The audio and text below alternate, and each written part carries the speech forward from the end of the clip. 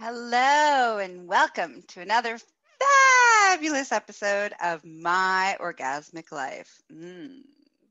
I'm your hostess with the mostest, Gaia Morrissette, and today's episode is brought to you by ticklelife. I just like that.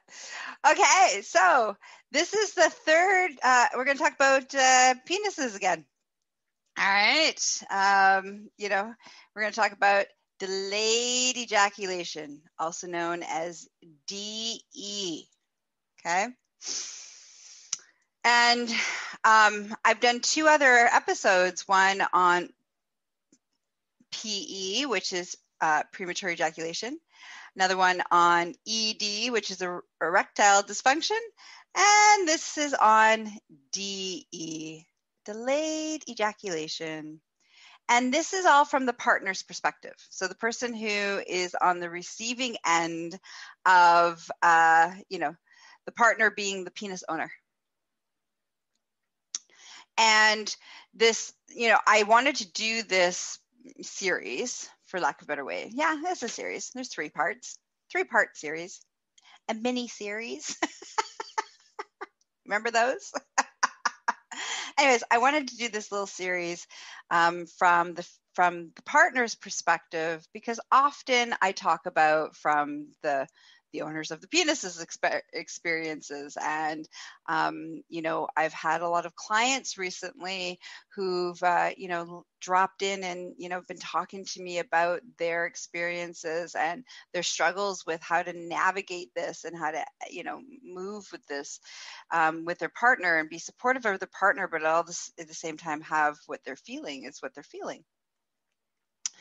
So I want to start with a story, because that's always the best. Story time with Gaia. Once upon a time, long ago. No, it was not that long ago at all. It was last weekend.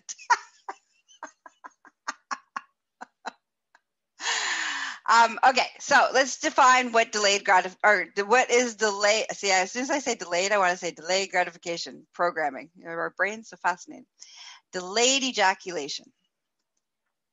So what is delayed ejaculation? Delayed ejaculation is when the penis owner it takes a really long time to be able to ejaculate, with needing lots and lots of stimulus in order for that to happen, or may not be able to do it at all. And it's something that we don't really talk about very much, because, who doesn't want that, right? That's the thoughts, right? It's like, well, that's awesome, right? Because everybody's always talking about lasting longer. No one talks about, I last too long. So that's what we're going to talk about today. Let's see. Now my story and my feelings. And some of your feelings may be related. You might be able to relate to this as, being a partner of somebody who is struggling or experiences delayed ejaculation, DE. So majority of my long-term partners that have been significant in my life, and I seem to really attract penis owners that have delayed ejaculation stuff going on for them. And on one hand, I think it's probably because there's a draw for me. There's a draw to typically there's lots of satisfaction that happens. The ideas around what is sexy time, changes, and what allows it to end, changes. Like there's a bunch of stuff there that I think is why I'm particularly drawn to it. So I've had many partners. And so I've had to really work through my shit, my own stuff, my own internalized stuff about not being good enough, not being able to, have, the skills to get my partner off, which is so not true. There's a reason why I'm an expert in my field. Kind of the penis whisperer. But this is the feelings, like that's the feelings that end up happening, right? Like when you're in the experience and you're like, well, what is it? Like, why can't I help you get off? Like, am I no good in bed anymore? These are some of the thoughts that might run through your mind. The other part is the feeling of, okay, I'm done now. And what do you do with that? Like it's like I've had as many orgasms as I can have. My body is crapping out. My, vagina is starting to get raw and sore. I'm having, I'm giving a blowjob for like an hour and a half and my jaw is sore. I can't feel my hands and my arm anymore because, I've been given a hand job forever. So like, there's this period of time, there's this moment in time where you're like there's frustration that comes in. And, and unless you have a really good relationship and where it's really open to have a conversation to say, okay, like, is there anything else that you need? And what do you need do you want to ejaculate? Or are you not planning on ejaculating? Or like, if you can't have those conversations, then it leaves you with this feeling of like, I fail, like you failed, like you gave it all, you gave it a good college try and you didn't get the result that you wanted. And the reason that we believe that and the reason that we feel that way is because, as I've talked about in other episodes, is that the whole construct of goal-oriented sex being successful. And what do we deem as a successful sexual experience? Well, there's kissing, groping, maybe oral, then some penetrative sex leading to an ejaculation. The ejaculation typically says, okay, and now we're done. And so that's kind of the sequence of events that we've been trained to believe. So if your partner, penis owner, doesn't actually ejaculate, when do you know it's done? How do you know it's done? And, if they don't ejaculate, does that not mean that you failed? You didn't do your job. You didn't get your partner off. And so these are the constructs and the beliefs and the ideologies that we're moving with, which is why we feel the feelings that we do. And then there's that frustration period of like, okay, well, I give up. Because like there's nothing I can do, no matter how skilled I am, no matter how many new tricks I learn, no matter, no matter how wild I get, no matter how kinky I get, no matter how taboo I go, it's never enough. And that's what the feeling is. And those were my feelings. Those, I don't want to project that, but, you might be able to relate to that if you've been on there, if you've been in an experience with a partner where there's, delayed ejaculation going on. And that was really hard. Like it was really, really, really challenging. And it's still challenging at times, because my current partner, my current primary partner, very much has delayed ejaculation concerns and issues and struggles. And, even though, like I said, I'm an expert in I'm an expert at what I do, both professionally and personally. Everything I do, I master. I am the master of my domain. So I know it has nothing to do with me. Plus, I've had conversations. So this is how here's a strategy. Here's two strategies I want you to leave you with. Okay. So first of all, it's okay to feel all these feelings. And it's a really, really important, is that you feel, if you're feeling insecure, if you're feeling inadequate, if you're feeling not good enough, if you're frustrated, if you're annoyed, if you're like in the middle of it, you're like, okay, enough is enough, I'm done. You know, and the awkward feelings and the awkward moment, and you took one for the team, and you like suffered through because you thought your partner looked like they were going to ejaculate, so you went another 5 minutes, and now you have lockjaw, or you got wrist issues you got to fix at the massage therapist, or your whatever hole's been penetrated, it's raw. And you took one for the team thinking that, okay, that's what you're supposed to do. And then they still don't ejaculate. And now you're pissed. Like, all of those thoughts, all of those feelings are valid. Okay. Let's just start there. Now, you need an outlet. Like I say, like I've talked about all of the ones, PEED, DE. All these letters are hard for dyslexic me. Woo! I was hard on my brain. Anyways, so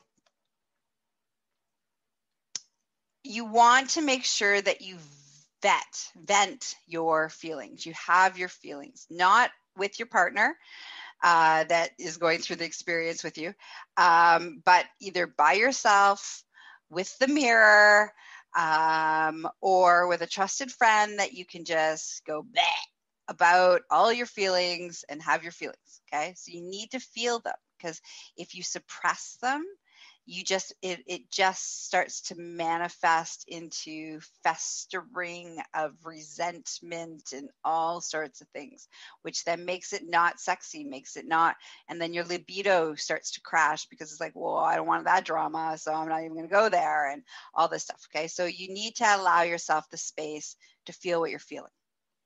But again, it's really important to not, until you've processed your stuff, to not go to your partner to have the conversation, because remember, your partner is also going through, or partners for that matter, are also going through their own journey, their own feelings, their own emotions, their own thoughts, their own feelings of inadequacy, they're all their own shit. Okay.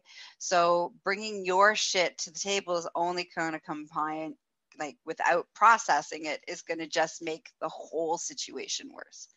I know, on a personal level. I give you this advice because I didn't do those things, and it really fucked up my relationship. So, and my sex life. All right. So, yeah. So this is why I'm giving you this advice. Okay. Usually I'm a firm believer that, if you're having thoughts and feelings, share it with your partner. Tell no secrets. Usually that's my, mode of operation. However, when it comes to things around the penis and sexuality, you kind of have to do it in a different way. And we have different stages. All right. So, where was I? Okay. So you've had your feelings. Now, once you've had your feelings, it's really important. Now, I did a part 2 for my exclusive Patreon people. So if you want to learn how to actually have the conversation, how to set it up so it's successful, all that kind of stuff, for, only $5, you can go find that information out, and a whole lot more of exclusive content. All right. And in ways to interact with me. Okay. And it's become a patron of my Patreon account. And I will put all of that information in the details of this in the show notes. Okay, so you go have your feelings. The second thing you want to do is to start changing up your process of what you seem to think is a good sexual experience. Like, what is successful? What is sex? We need to change our mindset from goal-oriented and that to the only goal, a goal-oriented being that ejaculation impenetrative or non-penetrative sex is the only outcome that's acceptable, right? We need to change that construct. We need to change that thought. We need to change that mindset. And we're going to replace it with the mindset that, and if you listen to me, I say this over and over and over again, because it's kind of the thing. Doing this changes a lot of other problems, okay? So that we change the idea of successful sexual experiences no longer about orgasm and ejaculation. They become about giving and receiving pleasure. That's right. Giving and receiving pleasure, which can come in many forms: stroking someone's head, tickling their back, sucking on their toes. There's like a zillion pleasure possibilities that have nothing to do with ejaculation. And they're really good pleasure possibilities. It's not like, oh, well, because that's the ultimate. No, it's one of the pleasure possibilities. So that's the big piece around this. When we let go of that, now we can let go of our own performance, our performance anxiety, our performance goal-oriented, expectational beliefs that set ourselves up to feel like we suck and we're no good, and we're not good enough. And it sets us up to, pressure on our partners to perform and to give us what we need so that we're not devastated and we're not emotional and then we're not angry and we're not all these things, because none of that's fun or sexy to be on the receiving end of either. So by letting go of that construct, this helps so much. So repeat after me. Sexy time is about giving and receiving pleasure, period. Sexy time is only about giving and receiving pleasure. And one more time, repeat after me. Sexy time is only about giving and receiving pleasure. Okay, now when we change that construct, a lot of things open up. And the last tip I want to give you around this, of how to handle this, how to deal with this in a different way that serves you better and serves your lover or lovers better. Hold on, I need a drink of water, or I need to drink tea.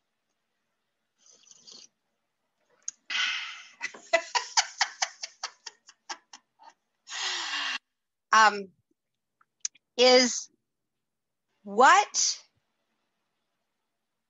if you have a conversation with your partner, which again, to learn how to navigate that, please go see part 2 on my Patreon, okay? On how to have difficult conversations when the penis isn't cooperating. What if you could have a conversation with your partner and set up a sequence of, set up a new way of doing things? So So one of the things I have found that's been very beneficial is that having a conversation with my partner who has delayed ejaculation issues is to say to him, all right, and I said to him, not when we were having sex, not when it was about sex time, but I just simply said to him, I'm like, okay, I am going to leave it in your hands to let me know if there's something you want or need, or even if you've decided that you would like to have an ejaculation, and how I could support that and help to facilitate the pleasure to achieve that, for that experience to happen for you. But so we made an agreement that when I'm done, like I've had enough, I'm tapping out of whatever activity we're doing. It's no longer fun, pleasurable. I'm enjoying myself at any level. When I get to that level, then I just simply say, hey, I'm done now. And it's his responsibility at that point to say, oh, that's great. And then we can go about our business, or he can be like, oh, well, I'm not done yet. And I was wondering if you could help me out by, putting, for him, he likes my feet. He's a foot guy. So, putting my feet on his junk seems to help, he really likes that. when, and he can stroke himself into ejaculation.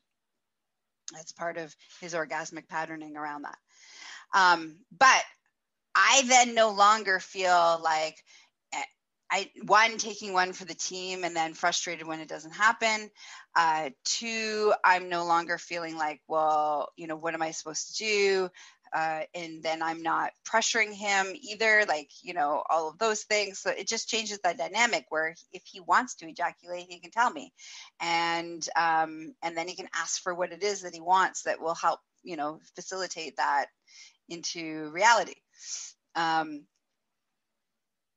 That way I'm not trying to guess. I'm not trying to pull out all these moves. I'm not trying to like do all these things to have an outcome that may never happen.